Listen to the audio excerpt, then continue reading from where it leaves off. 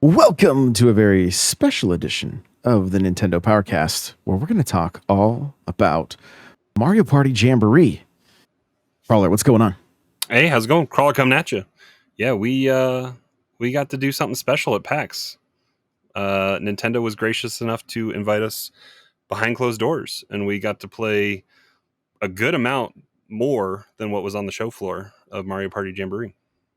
We did, and it was, my exact words were, Super Mario Party walked so that Mario Party Jamboree could run, because it felt like everything that was good about Super Mario Party and then turned up to 11, and then so much content added. Like, I kind of understand why Mario Party Superstars is a thing, because I think they probably dumped that off to like a side studio or a smaller studio while the main devs were working on this one. I'm only assuming. I'll research it and see for sure. Yeah, but that and they probably they definitely fine-tuned online a little bit with Superstars. For sure. Yeah. And now what we're going to be getting with this is quite extraordinary. So basically the Nintendo invited us in, and we got to go into this room, and there was different kiosks set up. One of them was 8 kiosks, all running Jamboree. The front. No, there was 4. There was 4, and then there was a couch that we could play. Oh, that's right, because we had 4 bots with us. I was thinking we had all 8 of us playing, but it was 4 bots. So we had 16 bots playing with us. Yes. Yeah. Well. Yeah. On the second game, there was only 8 total. Oh yeah. So we got to play 3 different game modes. We got to play 2 of the brand new modes. Well, actually, all 3 of these are brand new kind of modes. So the first thing that we got to do was the 20-player experience. What it's called? Like, do you remember what it's called? They say the name here in the trailer, and it's like a speed board or something along those lines. And we played on the Mario Kart-esque track, but there are no spaces. You're pretty much playing for coins. Coins kind of determine your position in the world. So that was the first mode we played, and we played that with 4 live people plus 16 bots. And that is, I think, supposed to be a predominantly online mode, but you can obviously play it offline as well, locally, and then have the bots added in. And then secondly, we played an 8-person co-op mode, where the games are the game is pretty much the experience, and then the side thing is kind of like a very minor kind of mini game thing, where you're just trying to get items to help you in the overworld that you're trying to defeat Bowser. And again, we didn't take great notes because I forget what that mode is called as well. Well, it was so quick. Like, there wasn't a lot of time for, like, we just kind of, they're like, here you go, try this mode, and we jumped in, and so this, what you're seeing on screen if you're watching the video, is the 20-player kind of online thing. And so a lot of the games are just like, it's that claw pusher kind of thing, where you're just trying to push as much off, and you get coins, and the faster you do it, the more accurate you do it, the faster you gain coins. Some of this stuff looks like the co-op, like this is the co-op stuff with where you're firing the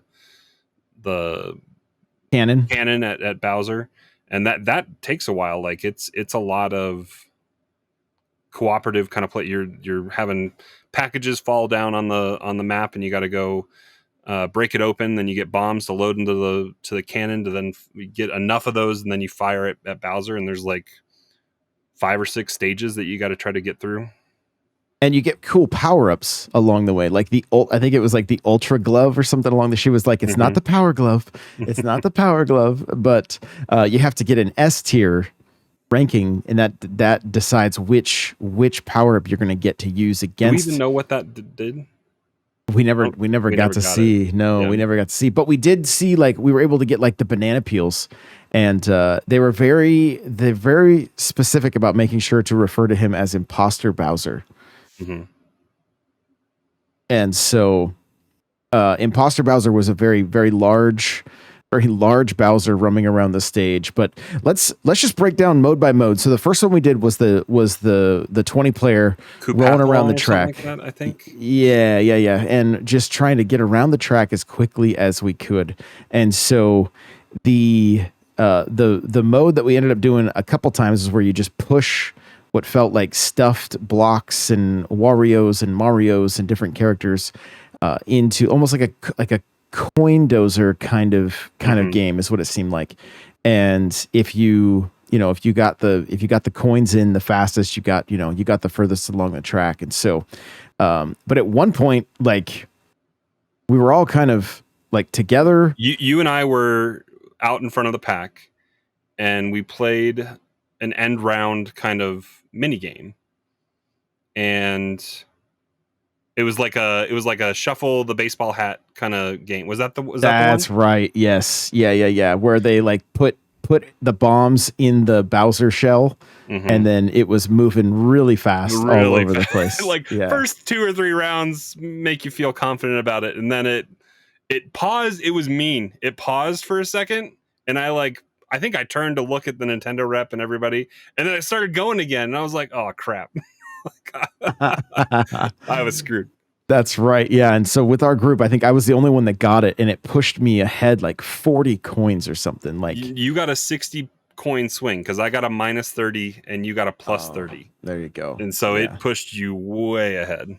That's right. Yeah. And so that mode was that was very enjoyable. That was like, this is going to be perfect for stream. Can't wait to jump in with people and play this on stream.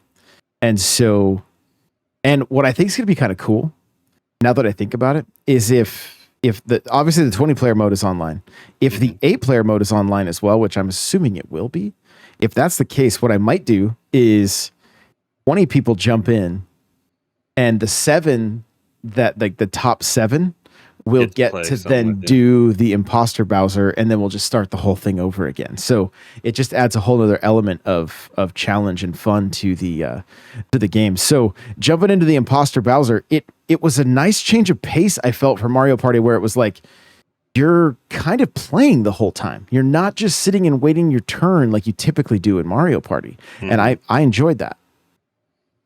Yeah, and it definitely, I think the rounds that we kind of excelled were where almost one person kind of just becomes the cat herder of Bowser, and you almost have to get his attention, and you just try to run him somewhere different. I think you did that for a round or two, where you kind of just took him on a trip around the map, because he takes up almost the entire like lane that you're trying to walk down, and you move slower. You can stack up to 2 bombs and carry them back to the cannon.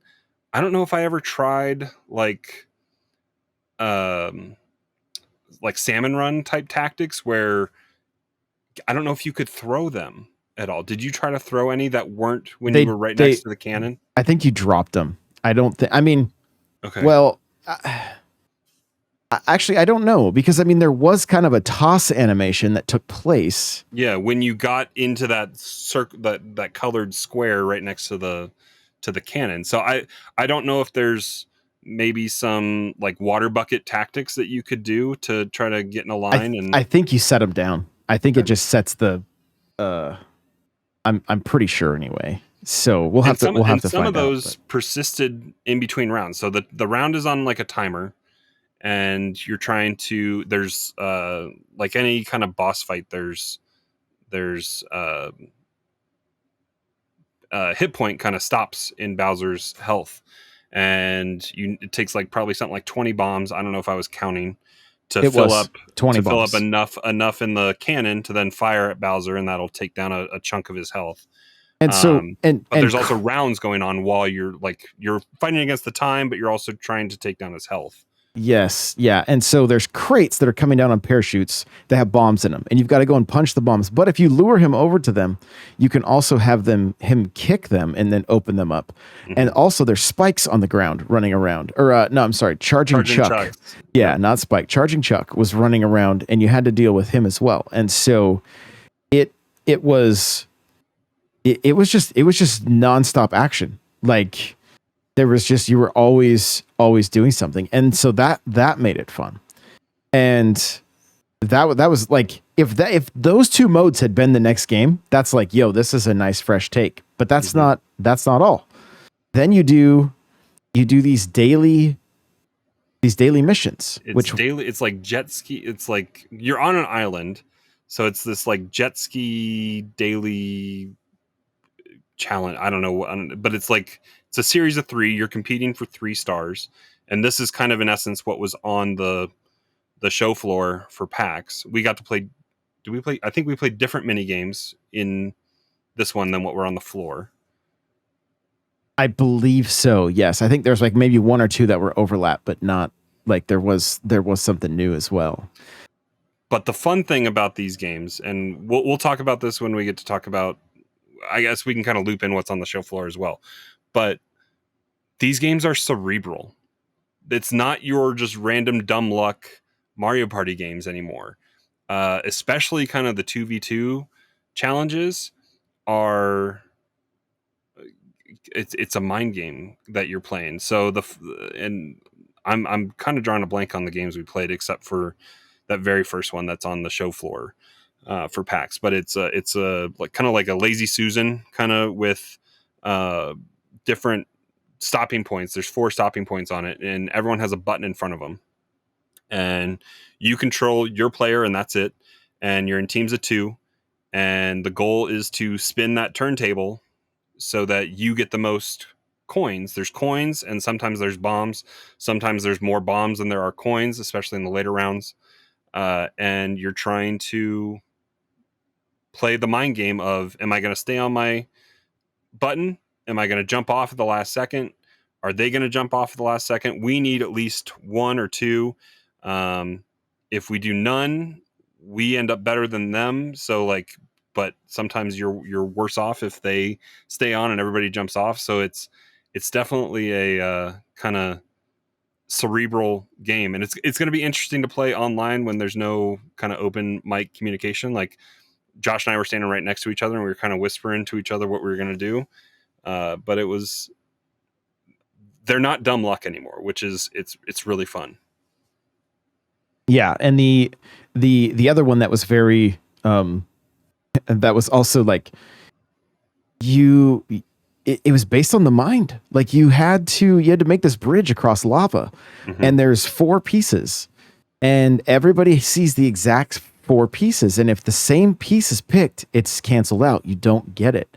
And so like you might see like 3 blocks that you're like, yo, this would move me 3 spaces, but you think, I know we all thought everybody's picking that one. So the amount of times you and I picked the same piece was kind of crazy. And then like the kid with us was like, he was picking the ones that you would think nobody would pick because, everybody's picking them. Yep. And ended up just cruising across the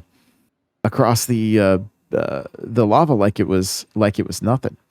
And so, yeah, those mini games were just very well done, and they just felt fresh. It because a lot of times Mario Party feels like a reskin of like, like just whatever, like avoid the penguins as they're running off and then tap A as fast as you can to fill up this balloon or swing this hammer, and it's essentially the same mini game, right? And the middle game that we did, it was 3-on-1, and player 1 was a giant bullet bill running across, like coming towards the other 3 players, and you had to try to avoid getting hit by the bullet bill or taking them out. And I was the one round that I played the bill, I kind of played dumb during the practice, and then ended up just cleaning house real quick with it. But then, when you've got like 5 rounds of trying to avoid this bullet bill, and It's actually more like a bonsai bill. It's one of the big ones, like so. Uh, so The second time we were up on the show floor, they got all the way to the last round, or and we did, I think. we had two left, and we had to run to either side, Yeah, and it it was a guaranteed win. guaranteed win that way, and so just really really really well done. And then the last thing we did behind closed doors was getting to play the actual board game, and it felt like they were giving us a little more time than maybe what they had given some of because they kept asking like, oh, do we need to stop now? And they were like, no, keep going. So It was nice we were at the end of the day. I think we might have been the last appointment that day. I think so, yeah. And so that the board felt very fresh. Yeah, because there's 5 new boards. We played on one of the new boards. We played on the Wiggler board. Yeah, and this Wiggler is just asleep, and yet there's a power up item on the map that, like, if you ring it, it makes the Wiggler move. Plus a space on the board too, because I bought the piece, I moved the Wiggler, and then I rolled and I landed on the Wiggler thing, so it ended up right back in the same spot. Yeah, and depending, it's like essentially a shortcut, but it's like a risk and reward thing. Like if you can get the shortcut to pay off, you'll get to the star quicker. But if somebody moves it, you're going to get further away from the star. And so again, it's just like how there's a lot of mind games involved here. It really feels like an evolution of the series, and it doesn't feel just like it's been a lot of copy and paste, or not a lot of things have been like, it's just like, yeah, another Mario Party. This is fun. I'm looking forward to it. This is like a day one purchase. Like I want to make sure that like I can play this with my daughters the day it comes out. Like this is a day one multiple purchase for me, because I want everybody I talk to playing this Mario Party. It is that fun.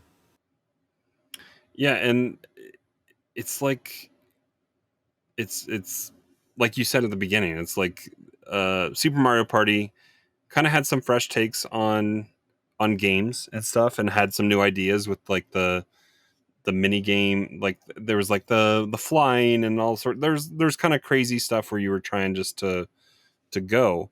But again, I kind of forget about that game a little bit, just because online was so lacking in that game. We couldn't really play a lot just here presently. And then Superstar was better for that kind of opportunity.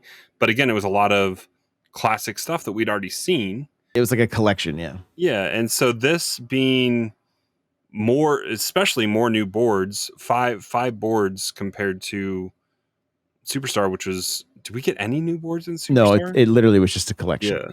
And then two rehashes, one from Mario Party Original, one from Mario Party 2. It's got some novel stuff on it, and it's exciting, because there's like the proper Mario Kart track. It's in the trailer. We didn't really get a chance to see that or talk about it, but I know that they talked about in the trailer having like a special dice block to be able to roll like 20 or 30 spaces. Mm-hmm. And so each board is going to kind of have a better gimmick. I mean, with the Wiggler, that's definitely a gimmick. The mall is going to have escalators going up and down different areas. The Wiggler moves. The Mario Kart track is, I think, going to be about moving more spaces around to try to, maybe you're going to get more money for the laps and stuff like that, kind of like you did in the Coupathlon. But we played the first 2 modes that we talked about, so the Coupathlon and the cooperative, on pro controllers. We sat down and played the daily 3 mini games on Joy-Con, but we had also played that up on the show floor with pro controller. And then the map, like the regular Mario Party, we played with Joy-Con as well, and that had the classic kind of punch the Joy-Con for the dice block. But I'm assuming I think this whole game is going to maybe be playable both ways. I mean, that's not a guarantee or anything like that, but it seems like it's kind of play how you want. It seems to be the case. I wish I had asked if this is going to work on a Switch Lite, to know if you could do Like if you because the Pro Controller you could still do motion, right? And one of the games that we played did not require motion, but it required teamwork of trying to cut the steak. Oh yeah, that was in the dailies, right? I That was a believe fun one. that I had almost a perfect run through one of those. Like yeah, where you and your teammate were like you guys got 50, like you cut the steak. we got two 50-50s in a row, and then we got like a 49-51, I think. You did, yeah. You guys just absolutely killed it, and it was and what was funny is it was like on Super Mario Party you had the like where you had to flip the steak in the pan, but it was all via motion control. So I mean, it feels like an overall well-rounded package that like you're not going to be, because I know some people don't like doing the motion control, but hopefully to not exclude people on the Switch Lite, there's going to be some workarounds that like maybe some things will work on the right stick or something along those lines, just so that they're people with only a Switch Lite can still enjoy this game to the fullest. I think the other games and stuff you're gonna have a great time with, but when it comes to the motion stuff, if there's not some kind of option there, and maybe I'm trying to remember, I don't know that the menu showed us all that much, but I'm wondering if there's a way to turn off motion games also when you're doing. I think there was a way to do that in Superstar, if I'm not mistaken. Off the top of my head, I don't recall. But my kids play that a lot anymore, so I'd have to go look. But my daughter stole my copy, so I can't even check. So I'll do the research for that before it won't be. It'll be this week's episode when you're watching this now, because this comes out on Monday. So if you have questions, whatever questions or comments or whatever that you want maybe us to talk about on the next episode of Nintendo Powercast, put them down below, and we'll definitely be referencing them. And I'm sure Cheesy and Johnny will have some questions for us as well. Yeah, no question there. But I mean, overall, if you were going to grade the preview, right? Because they said it's not a review. Review. Don't give it a review. But how did this preview for you? Do you think it previewed well? Yeah, it's 2 thumbs up. I mean, I'm not going to give it a grade or anything like that, but it's exciting for. It's just it's more innovation than we've seen in this particular franchise in a long time, and it's exciting. Like it's the third iterate. Well, 1.5 iterations, I guess, that they've done on this console with kind of the flop that was 20 million sold with Super Mario Party, and then the better package that was not as well adopted by a lot of people, with only the 11 something million units sold with Superstar. But I think people see the value in all the different modes. Hopefully they really push the marketing on this and kind of let people understand what it is. I think it'll definitely stream better, like what you were talking about. I think more people will just get to see it from people playing it. Oh, firing this up on TikTok and having people scroll through and want to jump in, it's going to be massive. This game, it'll hit nostalgia, but it's all new, because it's that feel, but it's all kind of new games. Yeah, and I mean, if Zelda has to go up against Family Game of the Year, I don't know that it's going to be able to. If Zelda's not in Game of the Year contender, I don't know that it can beat this game in Family Game of the Year. It's kind of a 3-horse race. I'm getting ready to download Astrobot right now. I think Astrobot, this, and Zelda are going to be the 3 big frontrunners for Family Game of the Year. Yeah. There you go. So, very excited, you guys, to get this one. We're just a little over a month away from Super Mario Party Jamboree releasing, and there may be more information coming early on this one. We're just gonna have to wait and see on that for sure. So, thanks so much for listening, and we will see you in the next one. Bye, everybody.